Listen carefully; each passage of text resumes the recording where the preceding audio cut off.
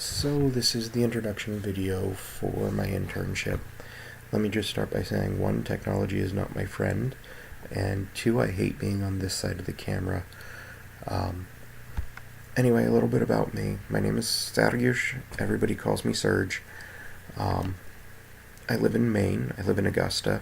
Currently, I work at Riverview Psychiatric Center, which is one of two state hospitals that are for the most acute psychiatric patients within the state.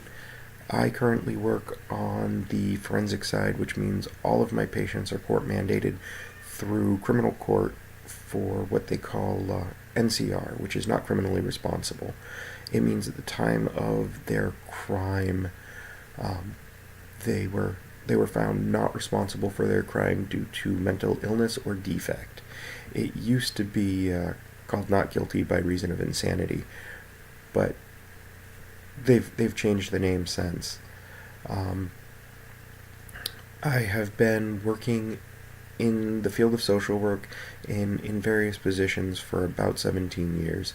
I started off working in group homes with kids, and then I transitioned to a lock secure facility for latency-aged children. I did in-home support for adults. I have been a supervisor and a case manager and a case manager supervisor. I even at one point opened my own agency doing in-home support for children with mental retardation and autism, going back a few years because that's no longer the politically correct term. It's now children with developmental delays, but at the time it was actually labeled under Section 28 as children with mental retardation and autism. I did in-home support for them and their families, and had my own agency doing that. It was called Youth Empowerment Services, and that was great right up until the state changed their billing system and their computer system, and oops, we lost $120 million, so providers were not getting paid. The bigger agencies were able to hold on, but a couple of the smaller agencies got shut out because can't work for no money. Currently, like I said, I work at the state hospital here in Maine at Riverview, and I'm getting my LSW as we speak. I'm hoping that after I finish my master's program, I'll be able to go on and get my clinical degree or my clinical licensing.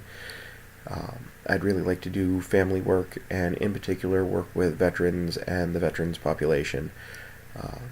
In Maine, about 10% of the population is veterans, and we have Togus VA system here, which is their VA hospital. The mental health system there is horrendous, to say the least. I'd also be interested in doing some guardian ad litem work. I really enjoy working with kids and families, and at some point would like to go back to that, but I really kind of want to work with the veteran population as well, because I think that there's certain things that only other vets understand, or families of vets can understand and relate to. There's a lot of transitional stuff. There's a lot of transition when you come home from a deployment, when you transition back into the civilian world. There's quite a bit that, for lack of a better term, that the non-service connected don't understand. So that's really kind of where I'd like to go. I think when I get done with my master's, I'm going to look into getting my pilot's license and getting into aviation as well. Because if we stay in Maine, then the road systems and all that kind of stuff are okay here, although the population density in some areas is one person every 2 miles. But one of the places that I'd like to explore going to is up in Alaska, and there the population density, as most people know, outside of the major metropolises, Fairbanks, Anchorage, those kind of places, is very spread out. And I'd like to look at being able to fly into some of the smaller villages and work with the populations there, which are extraordinarily underserved. Alaska has one of the highest suicide rates in the country. So I'd like to look at being able to go up there and fly into some of the more remote locations. I'm also really kind of interested in the telecommunication aspect of being able to do psychotherapy.